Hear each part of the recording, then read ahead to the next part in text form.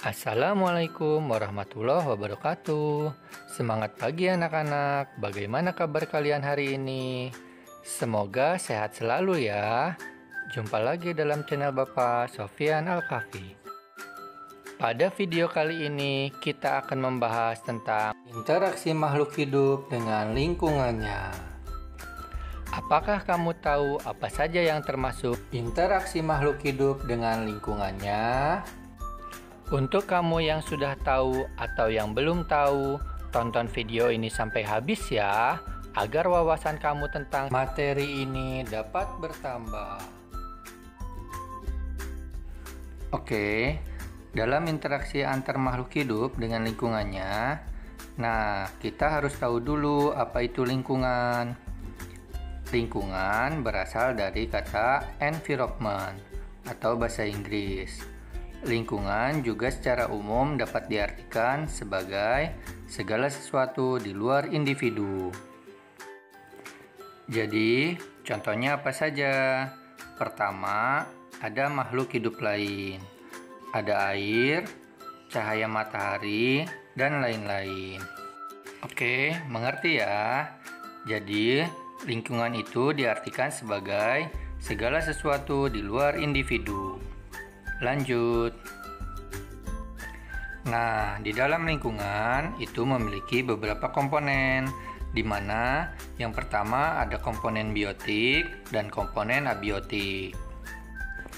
Yang pertama, komponen biotik, yaitu terdiri atas makhluk hidup seperti manusia, hewan, tumbuhan, dan jasad renik atau bakteri yang harus dilihat oleh mikroskop. Kemudian yang kedua ada komponen abiotik. Huruf A ini berarti tidak, sedangkan biotik itu artinya hidup. Berarti abiotik artinya tidak hidup. Komponen abiotik terdiri atas benda-benda tidak hidup diantaranya air, tanah, udara, dan cahaya. Oke, jadi mengerti kan perbedaan biotik dan abiotik? Lanjut. Di sini ada tabel di mana pengelompokan antara komponen biotik dan abiotik. Jadi, contohnya ini ada alga, bakteri, cacing, pohon mangga, kucing, termasuk ke dalam komponen biotik. Kemudian ada air, tanah, udara, cahaya matahari, batu, besi, dan lain-lain, termasuk kepada komponen abiotik. Ini komponen biotik, dan ini komponen abiotik. Selanjutnya, hubungan makhluk hidup dengan makhluk hidup lain, atau disebut juga simbiosis, yaitu ada simbiosis mutualisme, simbiosis parasitisme, dan simbiosis komensalisme. Simbiosis mutualisme ini sifatnya saling menguntungkan satu sama lain. Simbiosis parasitisme, satu diuntungkan, satu lagi dirugikan. Sedangkan simbiosis komensalisme, satu diuntungkan, satu lagi tidak untung atau tidak rugi. Contoh simbiosis mutualisme yaitu bunga dengan kupu-kupu. Dalam proses penyerbukan, bunga dibantu oleh kupu-kupu dan kupu-kupu mendapat nektar. Contoh simbiosis parasitisme, cacing perut dan cacing tambang yang hidup di dalam usus manusia, yang mana cacing-cacing tersebut akan mengambil sari makanan di usus manusia. Sedangkan contoh simbiosis komensalisme adalah bunga anggrek dengan pohon mangga dan sirih pada tumbuhan inangnya. Peran organisme berdasarkan kemampuan menyusun makanan. Jadi, Makhluk hidup itu ada dua kemampuannya dalam menyusun makanan, yaitu yang pertama ada autotrof, di mana autotrof ini memiliki kemampuan mengolah makanan sendiri. Jadi, mengubah bahan anorganik menjadi bahan organik. Contoh autotrof adalah tumbuhan, yaitu dengan cara berfotosintesis. Jadi, tumbuhan ini mengubah air, kemudian menggunakan cahaya matahari dan unsur-unsur hara yang ada di dalam tanah, kemudian diolah, dimasak di daun. Kemudian menjadi zat-zat makanan bagi tumbuhannya itu. Selanjutnya ada heterotrof. Kebalikan dari autotrof, heterotrof ini tidak memiliki kemampuan mengolah makanannya sendiri.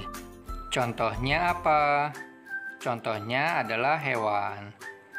Sapi, kelinci, manusia juga termasuk ke dalam heterotrof. Jadi, kemampuan mengolah makanan itu dibagi dua, yaitu autotrof dan heterotrof. Lanjut. Makhluk hidup berdasarkan jenis makanannya. Ada yang disebut herbivora, karnivora, dan omnivora. Herbivora yaitu kelompok hewan pemakan tumbuhan. Salah satu contohnya adalah kuda. Karnivora yaitu kelompok hewan pemakan daging. Contohnya beruang.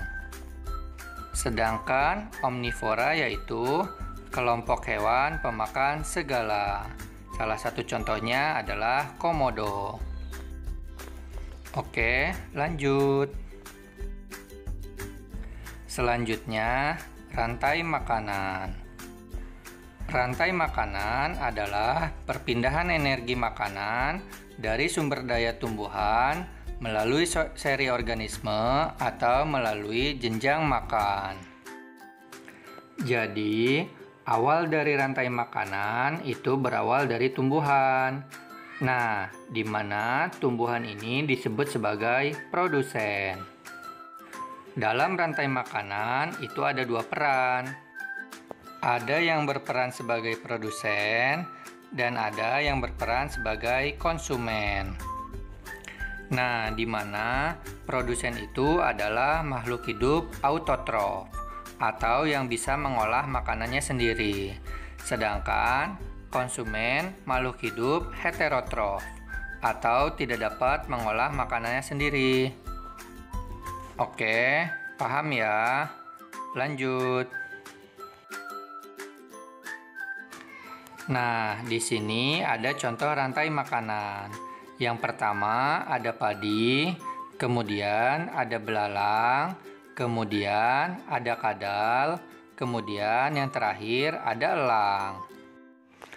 Jadi, padi ini sebagai produsen, kemudian belalang sebagai konsumen tingkat 1, kemudian kadal sebagai konsumen tingkat 2, dan elang sebagai konsumen tingkat 3. Padi dimakan belalang, belalang dimakan kadal, kemudian kadal dimakan elang. Elang mati diuraikan oleh dekomposer atau bakteri. Piramida makanan dan energi. Piramida makanan adalah sebuah sistem yang menggambarkan untuk menampilkan informasi tentang pengelompokan suatu ekosistem yang membandingkan antara komposisi dan jumlah biomasa. Contoh, jadi komposisi ini nih. Lihat di gambar. Ini ada produsen, yaitu tumbuh-tumbuhan. Kemudian di atasnya ada tropik 2, 3, dan 4. Jadi, semakin ke atas, semakin mengerucut. Jadi, Komposisi produsen harus lebih banyak dari kelinci. Kemudian, kelinci harus lebih banyak dari ular. Ular harus lebih banyak dari elang. Jadi, ini merupakan piramida makanan. Nah, anak-anak, itu adalah materi kita di bab ini, yaitu interaksi antara makhluk hidup dengan lingkungannya. Jika ada pertanyaan, silahkan komen di bawah ya. Semoga video ini bermanfaat. Saya tutup. Wassalamualaikum warahmatullahi wabarakatuh.